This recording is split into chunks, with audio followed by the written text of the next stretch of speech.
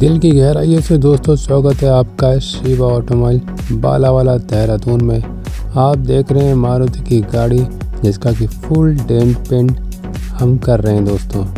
आगे इस वीडियो में आप देखेंगे जो आपको साइड में दिख रहा, इस डेंट पेंट को करने के लिए कौन कौन से प्रोसेस करे, कितनी लेयर करी और कौन कौन सी कोटिंग करी।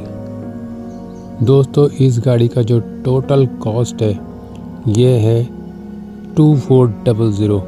हाँ दोस्तों, इसका है 24,000 फुल डेंट पेंट के साथ, जिसमें हमने रिम, इंजन के अंदर कोटिंग और बाहर आप देख रहे हैं डेंट पेंट करा और इसमें थोड़ा ऐड करा ये डोर हैंडल। लास्ट में आप देखेंगे जो आउटर डोर है यानी कि दरवाज़ों के जो हैंडल है ओपनिंग करने वाले, इसके क्रोम और ब्लैक साइड की पट्टी जो डोर पे लगी रहती है दोस्तों।